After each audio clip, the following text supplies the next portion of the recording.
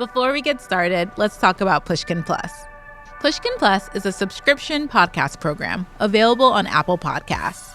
Members will get access to exclusive bonus content, like my weekly bookmarks, where I talk about how I got a book agent and what I'm watching on TV that week. You'll get uninterrupted listening to many of your favorite podcasts, like Revisionist History, Cautionary Tales, and The Happiness Lab. Sign up for Pushkin Plus on the show page in Apple Podcasts or at pushkin.fm.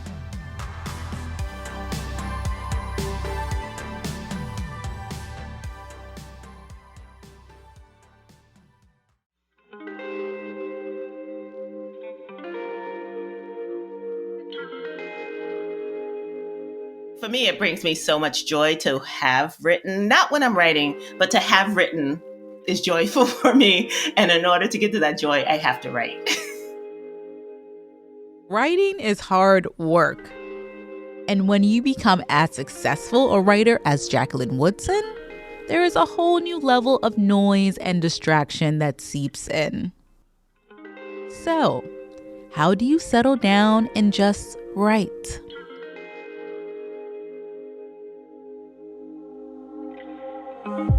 Welcome to Well-Read Black Girl, the literary kickback you didn't know you needed. I'm your host, Glory Edim. Each week, I sit in conversation with one of my favorite authors. We talk about the craft of writing and, of course, what it means to be well-read. Jacqueline Woodson is a literary rock star. She's an award-winning author, has written over 30 books for adults and children, and in 2020, she even nabbed the MacArthur Genius Award. She also writes screenplays. Jacqueline turned her book Miracles Boys into a TV miniseries and is currently working on a screenplay for another one of her books. Among her many accomplishments, one near and dear to my heart is Baldwin for the Arts, a residency program that Jacqueline founded in 2018. This residency gives artists a space to just slow down and focus on their craft. It's a real gift to be able to give that time and space to writers, and I'm happy to say that I'm on the board of that organization. We touch on all these things in our conversation today, including her latest book. It's a picture book for kids that came out earlier this year, and it's called The Year We Learned to Fly. Jacqueline and I were able to have such a great conversation about her book's exploration of mindfulness for children and the need for escape. I plan to read it to my little boy, Zeke.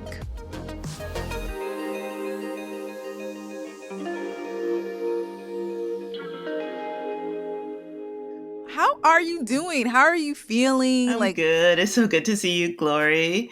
I want to talk about your new book and how you keep turning them out. Every time you write a new book, it is just so phenomenal and well done. And I just got my copy. I can't wait to read it to Zeke. He might try to eat the pages, but I think he will understand the concept of being free and flying and being your fullest self. What made you write this new book, and what inspired you? The crazy thing about it is I keep saying, you know what, I need to stop writing because I started it before the pandemic, right? Mm-hmm. And I started it in 2019, and I was thinking about the way kids get put in timeouts, the way they feel the sense of powerlessness and the sense that their physical bodies aren't their own, because we get to say, take that physical body to school, take that physical body to bed, take that physical body up to your room and think about what you just said. And so I started thinking about how the thing we can control is our mind and what happens inside it. And then I was writing it and trying to think of it in the moment, but I can never think of stuff just in the moment because we don't live in the moment. We live in this history. And so then I went back and read The People Could Fly because that was such a story I had loved forever, Virginia Hamilton's book, and thinking about our ancestors and the way they had to escape using their minds. And I had read The Water Dancer by Ta-Nehisi Coates, and it just all started coming together. And I wanted to talk about escape and the power in the psyche. And then we got locked down. And then I'm like, okay, this is timely in a very scary way. But by that time, I had pretty much finished writing. It was a little freaky for me to be like, oh, here are my characters and they're stuck in some space, and here's the world and we're stuck in a space. But it was bananas. I was talking to Rafael Lopez, who's the illustrator, about it. And it was interesting because you look at the illustrations and no one has on a mask, right? Because it was before the pandemic. And I'm thinking about what's going to happen to picture books from this moment on. Like, will kids look at them and see maskless people and say, is this an old timey book? Right? Right. This is our new reality. It's wild Exactly. to think about that. It's so wild. But I love the fact that you are so intentional about mindfulness for young people, for children, for little people that are just trying to come into themselves. Because I don't think I really started meditating or had a really clear concept of that until adulthood. You know, I've read all your books and So I great. love Brown Girl Dreaming. And I think the one thing that stood out for me when I opened the book is the family tree. The fact that we get to know who your people are before we even start to go into the beautiful story. And I'm really curious to learn more about your family and how your family helped you become the person you are today. Can you share what your first childhood memory of books were, or just reading anything? Oh, that's such a great question. I'm trying to think my earliest memory. I have to say that the first time a story struck me in the gut was The Little Match Girl by Hans Christian Andersen. And the fact that it was the first time I read a book where a character died at the end. And I was like, wait, where's the happily ever after? Like, turn in the page and like, wait, it's not supposed to end this way. And I'm being devastated because I felt like I had been taught to believe that fiction always had a happy ending, right? Because you start with the fairy tales, then you go to the parables, the fables. And then here was this book where this girl, this child who was young like me, hadn't survived. And I had not known any young people who died, thankfully. But that really kind of struck a chord with me and really made me think about not only looking back on it,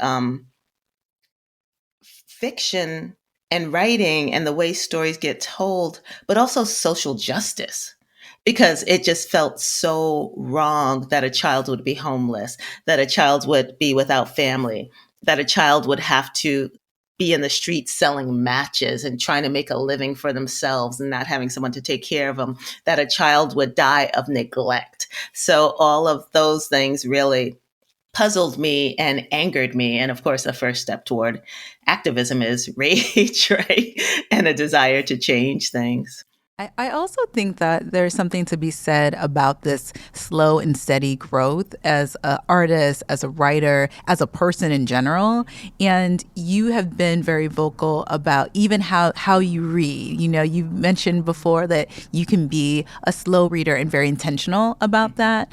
What do you think you've gained from like taking your time with things? How has that like influenced how you just like move in the world and how you even write and revise? It's such a journey, and it's one that I've always been on as a slow reader, as someone who's always thought if I do this, then this is going to happen, and then I'm going to need to do this, and I need to follow through with that. Not so much like a game of chess, but contemplative. So I think that I've always written that way. And when I see writers who are thinking, okay, I finished this book. Well, have 10 other people read it? Have you revised it 10 times? Have you read it out loud to see what it sounds like? What has the character wanted and how have they gotten it? Has that been answered? What about, the non-primary characters? And then next thing is like, well, how come such and such got a big advance and I didn't get a big advance? And all of those things that when I was coming up, I was like, yay, I got an advance. I have no idea what anyone else got because I don't have the internet, right? It hasn't been invented yet. So it is a different time. And I don't know if it's because I'm older, but the world feels so much noisier now. And there's so many more ways to procrastinate, right? I started out in the 80s on a typewriter. And so there was no distraction. There was no phone to pick up unless I was picking up the phone that was plugged into the wall and calling someone. It wasn't like, oh, I'm stuck at a place. Let me go online shop, or let me go check my Twitter account or Instagram. That didn't exist. So it's like, okay, Jackie, all you got are these words in front of you.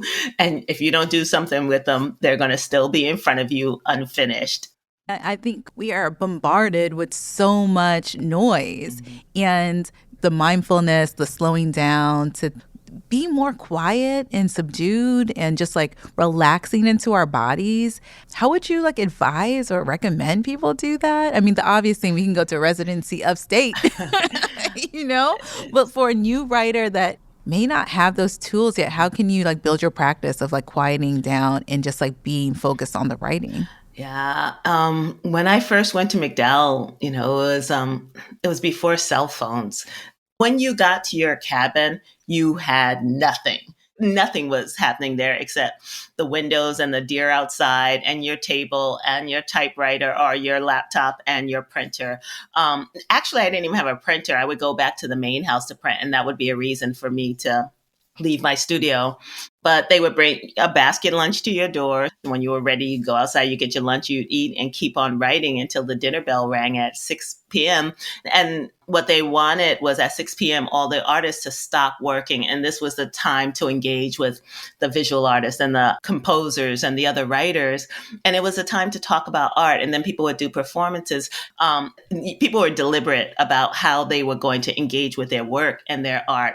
And that's how I learned it. And I think now that same mindset can be built by young artists, right? So be deliberate about it. Say from 8 to 12 or whatever those hours are, I'm unplugged. I don't want to get any text from anyone. I'm going to leave my phone off or in a different room.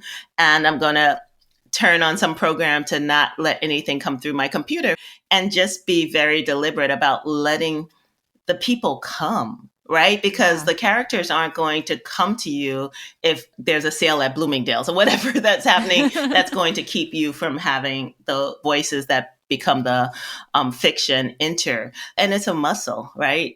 Yeah. And the more you use it, the stronger it gets. And the less you use it, the more it atrophies. And I definitely do feel like you have to fight the noise and be intentional and set those boundaries for yourself. And it's interesting because I think people are looking more at self-care now and looking more at the ways that they can do the stuff they love. And it's also kind of interesting that could be a fight against writing, right? Because is this work? Do I really want to be working now? If we don't do the work, the writing doesn't get done. So for me, it brings me so much joy to have written, not when I'm writing, but to have written is joyful for me. And in order to get to that joy, I have to write.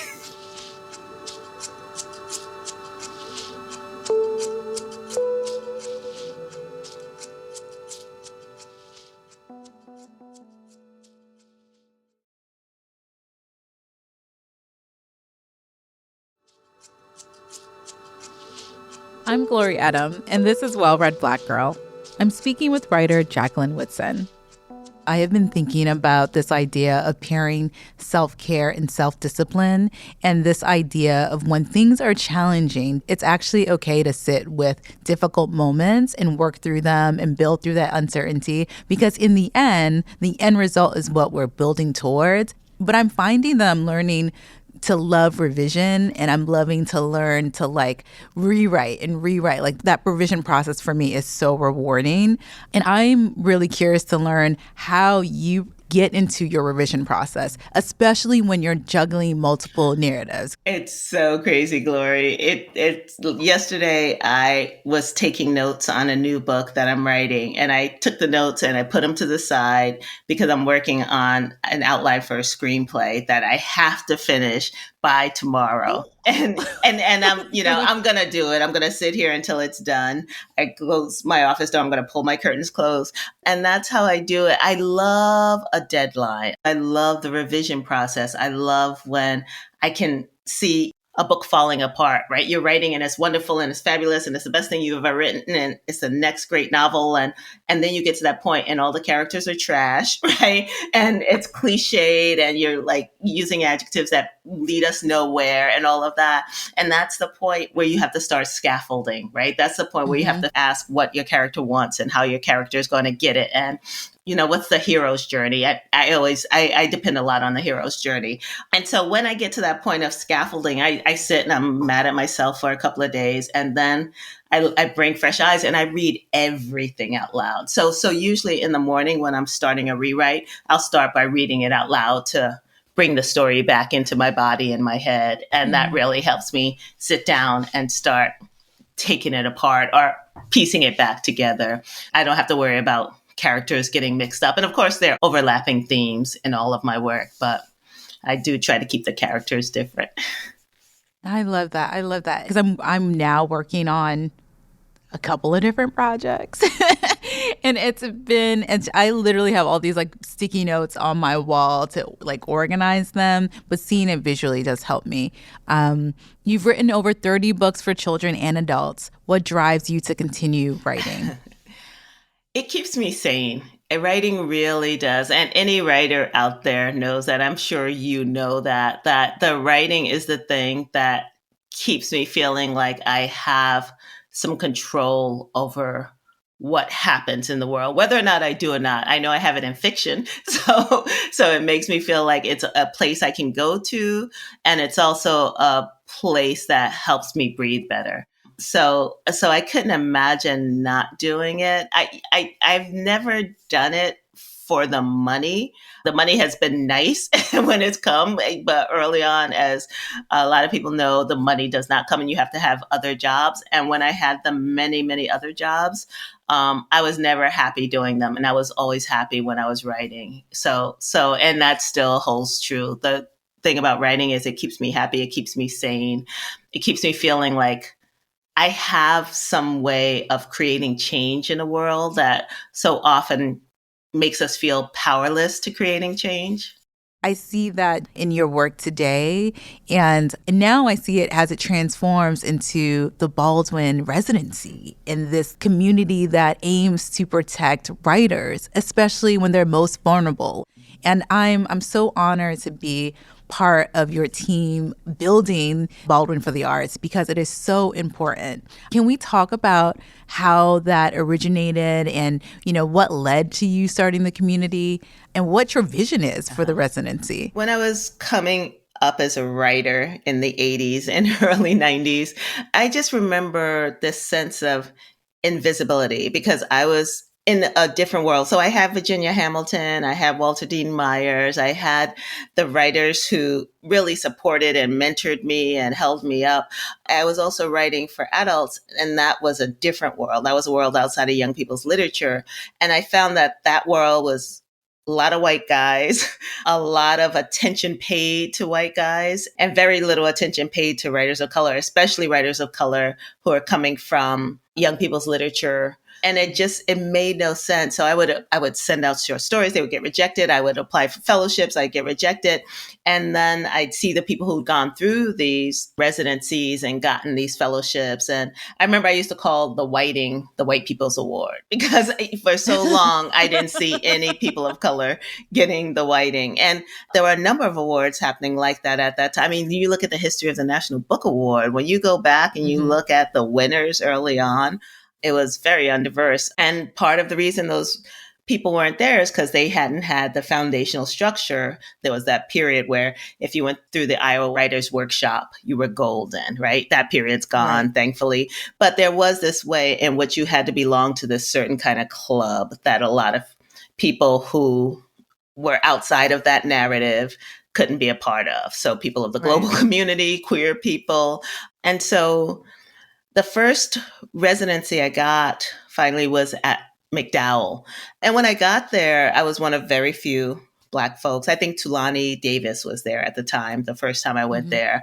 But for decades, I always dreamed of a safe space for people of the global majority, for BIPOC people, for people who are trying to do their work without having to explain anything to anyone, especially people at the beginning of their work, where I think there's such a fragility, and it's so easy to lose young writers and composers and visual artists because they don't have support systems. They don't have someone saying, I see you, come for a week, come for a month and do your work and I will support you. And so it was this kind of back of the head dream of mine that I thought, when I finally get enough money from writing books and when I'm older, I can do it. And then I got the Alma Award, which was at that point was about $500,000 or maybe something more. And I thought, this is a sign that I can do this work now. And so I, bought the property and started building the vision of Baldwin for the Arts. And thankfully, people like you came on board and helped with the vision. And of course, you were one of the early people I thought of, because what I saw with Well-Read Black Girl was the vision you started with and the amazingness that it has grown into. So I really wanted to do that. And it's been crazy to see the results of that. And the fellows that have come through it are all so grateful and also creating amazing stuff. Like, I think that was kind of a surprise to me. It's like these young artists, and of course, it's not just young age-wise, right? It's people at the earlier stages of their career are doing some phenomenal stuff that I had never imagined would be the kind of work I'd see. Because of course I'm older and I'm like, oh, it's going to be this or that. And it's like, whoa, this is amazing. I have so many questions, because I'm thinking about you winning your first National Book Award and then winning this prize that gave you the funds to start this institution. And you are now on the other side. You are this incredible elder that is guiding and providing insight and wisdom. But now you're part of the club, like you were outside of the club, before you were looking at the Whiting Foundation. And now, like, what does it feel like to be on the other side and be part of that community that once you felt so outside of? It's so funny, Gloria. I was at a Cave Canem event and it was packed and there were no seats anywhere. And I came in and 3 people got up and gave me, tried to give me their seats. And I was like, oh, they're so sweet. They're giving me their seat because, I'm a woman or because I don't know what. And then I sat down and I looked around. I'm like, I'm auntie. And it dawned on me, I'm like, everyone in this room is probably about 20 years younger than I am. And they're giving me my seat because I'm an elder. And it blew my mind. Like, it feels like it happened very quickly. Who was it that said it took 30 years to become an overnight sensation, right? Right. And it is true that since that time, 35, 40 years have passed. And here I am. And it's surprising when I even see my name or someone calls me out or someone recognizes me outside of the world of children's books. Like, it is still this thing I'm coming to understand is myself being in a different place. I know I'm in a different place economically, but also in terms of the attention. Like, I see the awards and I know I've gotten them, but I think also because of the pandemic, right? So since the pandemic, I got the Hans Christian Andersen, I got the MacArthur, and those awards are international. And so then when I go into these spaces, which is so rare now, then I see that people know, oh, you're the MacArthur Fellow, or you're the one who got the Hans Christian Andersen Award. And it's like, oh yeah, this didn't just happen in a small room in my house, with a couple of Zoom interviews. Like, it happened on a bigger level. So it's interesting. It's a journey.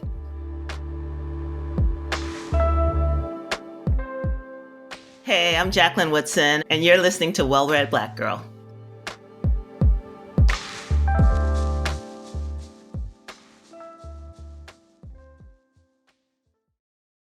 Okay, Jackie, it's time for everyone's favorite segment, Rapid Fire, where I ask you a series of questions and you answer with the first thing that pops into your head. So, okay, first one, name one book that is on your nightstand. It's a galley called Trust by Hernan Diaz. Ooh, that sounds good. Okay, next one, favorite board game as a child. Checkers. Freeze tag or red light, green light? Oh, no, that's hard. I have to say red light, green light. I'm a red light, green light too. That's so funny. Okay. Do you prefer to write in pencil or pen? Pen. Describe Bushwick in 3 words. The Bushwick of my childhood or today's Bushwick? Because they are different. Your choice. Okay, let's do childhood. Okay. Let's do childhood. Colorful, alive, home. That's beautiful. Name 3 items on your desk. Headphones, CBD oil, and a stack of projects in folders. So you need the oil for those stack of projects. Yes. Between Beloved the book or Beloved the film, which was better? Definitely the book. Definitely the book. I think the performances in the film were extraordinary, but no one was how I imagined them in the book, especially not Tandy Newton's character. I was just like, what is going on here? There was something so ethereal about Beloved the book. And then when I saw it on the screen, I was like, no, sorry. And being someone who's at this point, trying to turn narrative into something visual for the screen, there is a way in which some stuff has to be left unseen, except on the page, because that's where it was meant to work. I know your screenplay is going to give us all the feelings. I hope so. It gave me all the feelings writing it. I won't say those are always good ones.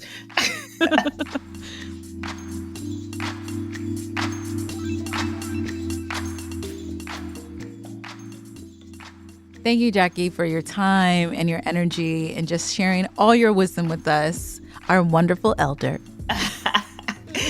Thank you, Glory. I'm so glad to have made it this far.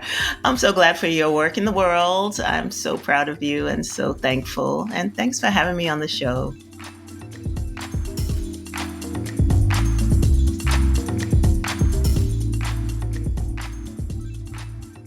I learned so much from my conversation with Jacqueline. I think for me, I'm really inspired to pay more attention to how I treat myself when I'm writing. I need to give myself the space to breathe and create. And you should too. Aspiring writers, I'm always looking out for you. You can find information on how to apply to Baldwin for the Arts residency on their website, baldwinforthearts.org. And everyone should go out and pick up The Year We Learned to Fly for a little person in your life. In the next episode, I'll be speaking with the one and only Gabrielle Union. Don't forget to tell your friends.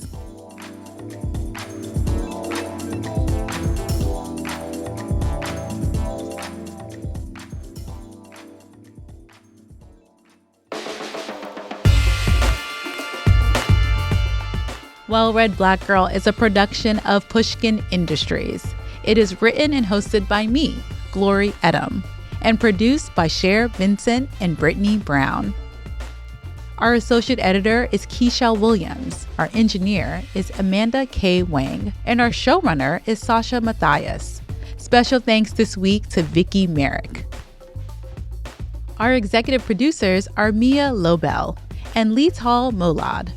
At Pushkin, thanks to Heather Fain, Carly Migliori, Jason Gambrell, Julia Barton, Jen Guerra, John Schnars, and Jacob Weisberg. You can find me on Twitter and Instagram at Well-Read Black Girl. You can find Pushkin on all social media platforms at Pushkin Pods, and you can sign up for our newsletter at pushkin.fm. If you love this show and others from Pushkin Industries, consider subscribing to Pushkin Plus. Pushkin Plus is a podcast subscription that offers bonus content and uninterrupted listening for $4.99 a month. Look for Pushkin Plus on Apple Podcast subscriptions.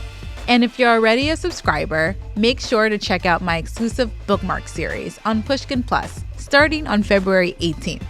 You'll hear extended interviews with book club members, bookstore owners, and more. And you get to hear what's on my mind, what's on my radar, and of course, what's on my reading list each week.